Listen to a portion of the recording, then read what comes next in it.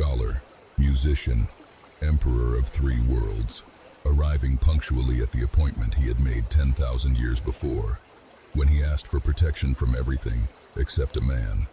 Twice the duel paused. Once, early, Rama's arrows took the king's crown and bow and chariot, and left the king himself standing untouched in the wreckage, and Rama lowered his own bow and said, "Go home, King of Lanka. You are weary and unarmed, and I do not fight the unarmed. Come back tomorrow, rested." And Ravana went the longest walk in the poem, back through his own gates, spared and unable to bear it.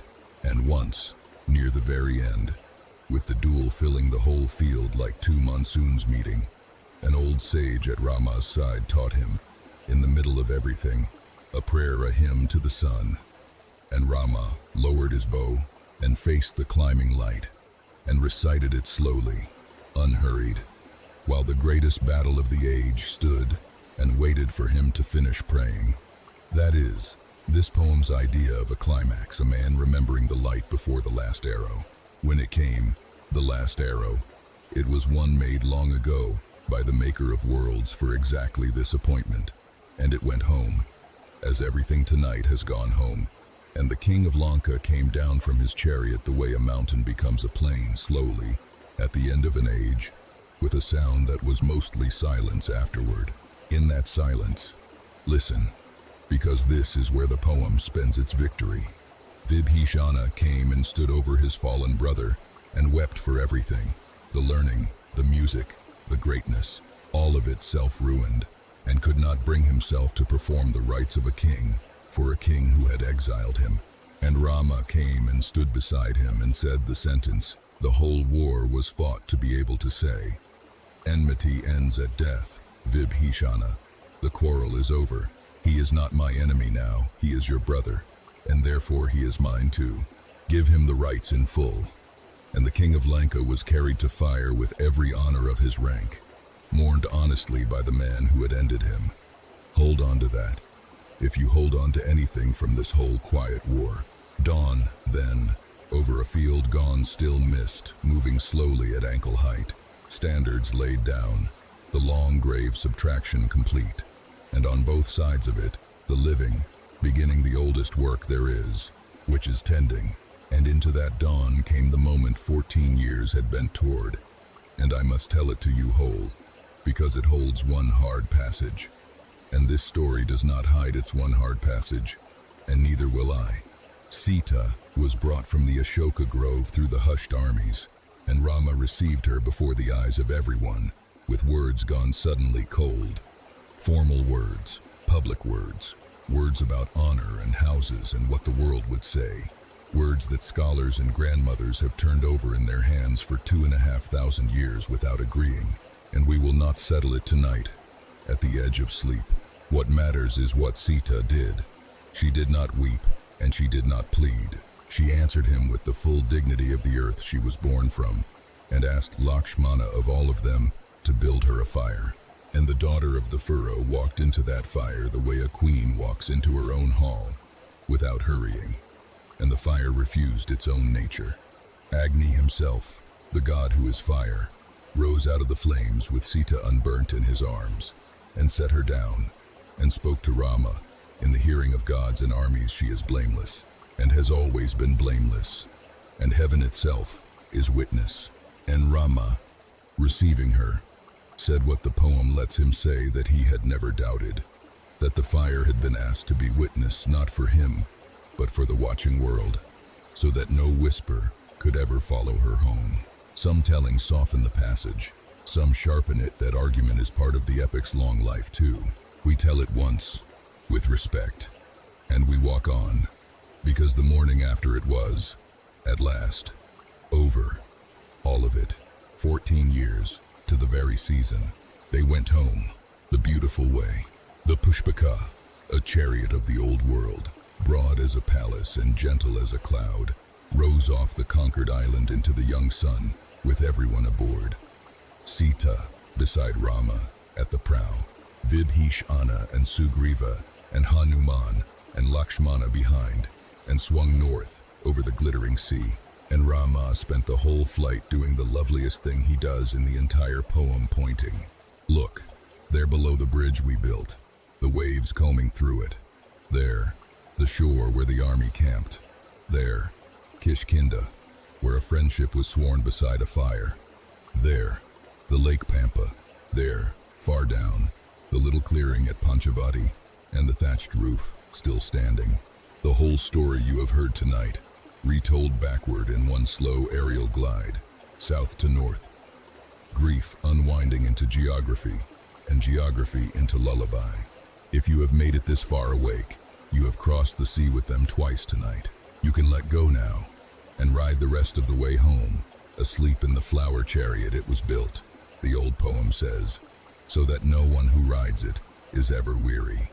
We are flying north now, and the 14th year is running out like the last of an hourglass, and there is one heart we must reach before the chariot does. In the village of Nandigrama, outside Ayodhya, a man in bark cloth had kept a pair of sandals on a throne for 14 years, and had made, the traditions tell, a private vow with a fire at the end of it, if his brother did not return when the promise came due. So the wise chariot paused, and Hanuman was sent ahead, of course, Hanuman, who else in all the worlds, so that hope would arrive before the dust of the wheels did.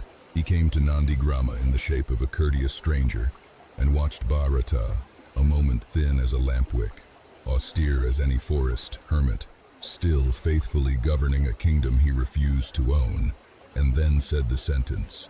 He had crossed an ocean and a war to be able to say, he is coming, he is well, he is nearly here. And Bharata, the poem says, fainted with joy and rose glowing. And by the time the flower chariot came down out of the evening, the road from Nandigrama to Ayodhya was already filling with the whole city pouring out to meet it. 14 years of held breath, released at once into garlands and drums and weeping, and the sound, over and over, of one name. Bharata carried the sandals out on his own head, and knelt, and placed them on his brother's feet with his own hands. The regency returned, the ledger closed, the promise kept to the very hour. And the two brothers held each other for a long time in the middle of the road, while two armies and a city watched, and nobody hurried them. That night, the traditions say, and half of India keeps it to this day, Ayodhya could not hold its own joy, so it turned the joy into light. Every sill, every stair, every doorway, every boat on the Sarayu, every window of every house down, every street, set out its small clay lamps, rows upon rows of them, until the city lay in the dark plain, like a spill of stars, and the exile came home, not to a fortress or a triumph, but to a constellation lit by hand. Some say this is where the Festival of Lamps was born, the Diwali, that still returns every autumn, millions of small flames, each one saying the same thing those first ones said, the dark is over. Someone we love is home. The coronation the city had waited 14 years to hold was held in full. Rama and Sita, enthroned in soft gold, the brothers around them, Vibhishana and Sugriva honored as brother kings, old Jambavan gravely garlanded, and the poem opens the treasury doors and gives everyone gifts for a solid chapter, because abundance, after a war book, is its own kind of medicine. Sita took from her own throat a necklace of pearls, a wedding gift of kings, and looked once at her husband, who smiled, understanding her perfectly, and she gave it to Hanuman. Pearls, for the one who had crossed the impossible water with a ring, and come back with her message and never once, in the entire story, asked for anything. The poem says he wore them the way the sky wears the moon beautifully, and without ever thinking of them again, for what he treasured was already inside him, and no necklace could add a bead to it. And then, listener, the best thing happens, from where you and I are lying. Nothing happens, for years upon years upon years. The rain that followed became its own proverb. Rama Raja, the long noon of the world. The rains came when the farmers wanted them, and stopped when they asked. The rivers kept to their beds, doors went unlocked, and then unhinged for want of use. No parent, The poem promises, ever grieved for a child in all those years, and disputes came to the palace mostly so the disputants could hear Rama think. Year melted into year like lamp flames at dawn.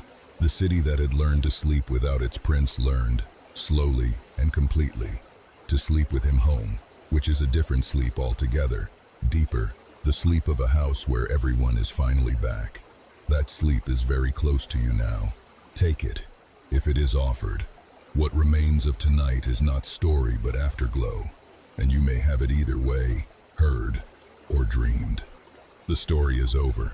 What remains, and you may sleep straight through it, it asks nothing, is the story of the story, which may be the gentlest wonder of the whole night, because the poem did not end when the poet finished it. It was made to be sung, and singers are